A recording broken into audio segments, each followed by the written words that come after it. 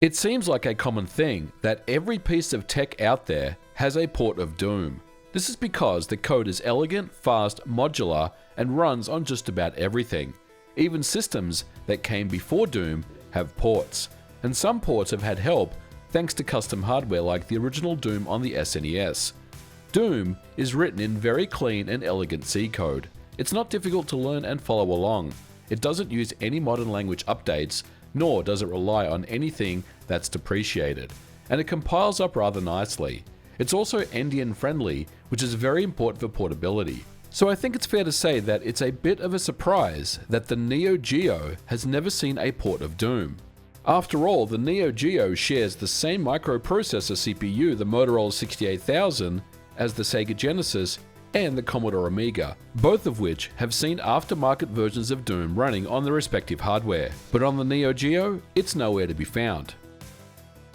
Many developers who've worked on the Neo Geo have often said that Doom is near impossible to run. But the question now is why? Why would the Neo Geo be impossible to run a port of Doom? After all, it has a video display, a CPU, RAM, and all the things to run a video game. So let's go ahead and dive in as to the reasons why. Now the Neo Geo runs a Motorola 68000 at 12 MHz. It has 64 kilobytes of RAM, 84 kilobytes of VRAM, and 2 kilobytes of sound memory. Its graphics display runs at 320 by 224 resolution with a total of 3040 on-screen colors out of a palette of 65,000. This alone sounds like it would be an uphill challenge for Doom, but we've seen Doom running on all matters of hardware, so let's move on. The problem is that the Neo Geo is a 2D sprite-based hardware beast, and sprites is exactly what the Neo Geo uses to render its display. The system draws its sprites in vertical strips of tiles which are 16 by 16 pixels in size, with a limitation of 96 sprites per scanline, and it's possible to have sprites as large as 16 by 512 pixels. Like the Amiga, the Neo Geo has no bitmap graphics mode. That is to say, there is no direct way to read and write pixels to and from display memory. But we've already seen Doom running on the Amiga, so how is this possible? Now on the Amiga, graphics could be drawn on screen into chip memory by writing values to the Amiga's bit planes, and a conversion known as chunky to planar is used in Doom ports to the Amiga to convert the bitmap data that Doom outputs to its frame buffer into a suitable format that the Amiga can display. This process is quite slow, and it's one of the reasons that you need a pretty fast 030 or higher accelerated Amiga to run Doom on. This alone puts the Neo Geo at a serious disadvantage. Because the hardware is fixed, it's not feasible just to drop a more powerful processor on the motherboard. But the strength of the Neo Geo is 2D. There is no concept of 3D, line drawing, or vector graphics at all. Even before games like Doom, the Amiga had games such as Star Glider 2 by Argonaut, many flight simulators, and many 3D vector-based games. The Amiga's Blitter hardware can draw lines and fill them relatively quickly. In comparison, all the Neo Geo has is 2D sprites. Now a few Neo Geo games tried to simulate real-time 3D, such as Viewpoint and the Super Spy, but in reality, these were all pre-computed sprite data stored in the Neo Geo's cartridge. The Super Spy simulates a first-person environment by using a feature of the hardware known as sprite shrinking. Shrinking, which is also known as scaling, reduction, and zooming, is a hardware feature which allows sprites to be scaled down with pixel-perfect accuracy in both dimensions. In fact, many games use this feature, and it's a key visual of the Neo Geo that gives it its own unique style and charm. Fighting games would often zoom in and out in sync with the gameplay to extend that feeling of immersion, and it was a pretty cool effect. Now so far we've said things that really wouldn't stop a Doom port from running on the Neo Geo. There must be a way to work around this. But I think the biggest challenge overall is the fact that the 68000 CPU has no direct access to the graphics data on any Neo Geo cartridge. And this is an architectural fact that many people overlooked. The C-ROM, which contains the sprite graphics, is wired directly to the LSPC video chip, but it's not on the 68000's address bus. This means that the CPU cannot sample any data directly from the C-ROM. It can't sample any texture data, it can't read a pixel, it can't do anything with the graphics data. The only thing it can do is write references such as tile numbers, positions, and shrink values into VRAM to let the video chip fetch the actual pixels from C-ROM by itself. And this is a significantly different architecture than a frame buffer machine or even on the Amiga with its bit planes, where it can read and write pixels freely. So even if we consider a software renderer, the Neo Geo simply cannot do it. It can't read source graphics and there's no frame buffer to write the results into. So now it was time for a challenge. Okay, let's assume that Doom is off the table, or maybe we need to start simpler. Can we draw or render a simple raycaster that something like Wolfenstein 3D uses on the Neo Geo? Would that be possible? We did say that the Neo Geo draws everything using sprites, and the sprite is made up of little images which are 16 by 16 pixel tiles that are stacked into a vertical strip. So the Neo Geo's approach is to maintain a list of sprites and their positions and properties in a special memory region, and this hardware renders this list every single frame. We also said that the Neo Geo can shrink any sprite independently in X and Y for free. So in theory, it would be possible to build a raycaster where each wall slice is a shrunk sprite. A raycaster screen is built from vertical strips. For each column on the screen, you can cast a ray into the world, find where the wall hits, measure the distance, and draw a vertical line whose height depends on distance. And with enough granularity, the brain registers this as a 3D scene. So I did end up building a simple raycaster on the Neo Geo, and the way it works is that we have 80 sprites side by side, each 4 pixels wide, sitting at a fixed X position across the screen.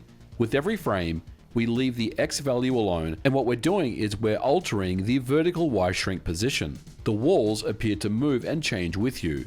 But we're not drawing anything. All we're doing is adjusting 80 shrink values.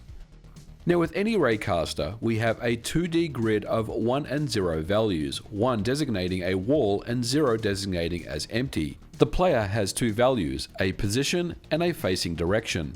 For each of the 80 screen columns, we simply ask, if I shoot a ray from the player out to the world in the direction that a column represents, what wall cell does it hit first and how far away is it? And this is what the rendering function does. It ray marches 80 times per frame and fills 3 arrays, the shrink values for each column, the Y position for each column, and the color palette value for each column. So at this point, we have everything in an array of values, but there's still nothing rendering to the screen.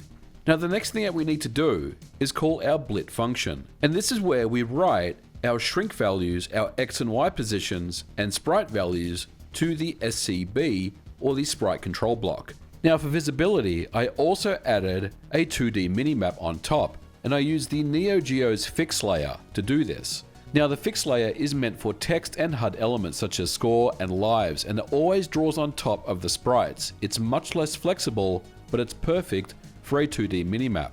And this is the final result. It's not too bad. Every single frame, we read the joystick and move the player. And for each of those 80 screen columns, we march a ray through the grid map until it hits a wall and then measure the distance that turns into a height and color. Then we stream those 80 height and positions and colors into the sprite control block, where each column is a single textured sprite that shrinks to the right height. We leverage the Neo Geo scaling to do the actual work for us. There's no frame buffer, no pixel drawing, and certainly no floating point. Now a few things to note here. This is far from optimized code. It's something that I put together very quickly, and it runs probably at about 8 frames per second. We could definitely get performance to be a lot better. But as it stands, we're running this under emulation as well. I have not tested this on real hardware, though I don't think it would be any different. And for those who are interested, I've left the source code in the description below. Feel free to check it out as you need to. So with this simple proof of concept, I do think that it is possible to build a Wolfenstein style engine to run on the Neo Geo, one that uses full height vertical strips. But I do agree that Doom is probably not feasible on the Neo Geo. Walls are no longer uniform height strips. In Wolfenstein, every wall is the same height and aligned to a grid, so a column is always one texture strip top to bottom, which is scaled. In Doom, there are things like sectors that have arbitrary floors and ceiling heights. You get things like ledges, staircases, raised platforms, elevators, tunnels, and windows that you can look through into rooms beyond. So we're no longer talking about scaled strips. We would need several independently positioned, independently scaled sprites per column, and they would have to be clipped against each other. There's also the concept of diagonal walls. In Wolfenstein, walls are grid aligned. That is, every wall faces exactly north, south, east, and west. In Doom, walls sit at any angle, and a single screen column crossing a diagonal wall sees the wall surface at a continually varying distance down the column. So on the Neo Geo, it would be very difficult, if not impossible, to apply a per pixel varying scale and perspective map of one sprite. Diagonal walls need exactly that, so even a single diagonal wall would be difficult to map as a hardware scaled strip. Other things such as floor and ceilings are also a big problem. In the Raycaster, floors and ceilings are flat colored regions. In Doom, floors and ceilings are textured and perspective mapped. Doom also had sector-based lighting per pixel via color maps. In our Raycaster, we can do things like banded palette shading per column, which works well, but with Doom's lighting, which varies within a surface and across floor pixels, the Neo Geo must swap pixels per sprite, but it cannot remap per pixel across a textured plane. And this is before we're talking about sprites, enemy monsters, weapons, all the other stuff that makes Doom what it is. And assuming you found a way to solve for all this, having all this running on a 12 MHz CPU. Now, I'm smart enough to tell you that I don't want to say it's impossible, because as soon as you say something is impossible, the gauntlet has been thrown down. But I do think the only way that Doom can run on the Neo Geo is with some extra hardware. But that of course is just my opinion with hacking a raycasting program that runs on a Neo Geo with unoptimized code. So we're going to leave it here for today's episode. I do hope you enjoyed this look at the reasons why Doom seems like an impossibility on the Neo Geo. Now I say seems like an impossibility because later this year sees the release of the Neo Geo AES Plus, which will reinvigorate the homebrew community all over again. And maybe someone out there who has the right skills could potentially bring us Doom to the Neo Geo. I think there is some possibility that it could come. But for now, we are going to leave it here for today's episode. I do hope you enjoyed it. Thank you so much for watching, and if you liked it, leave me a thumbs up, and we will catch you guys in the next episode. Bye for now.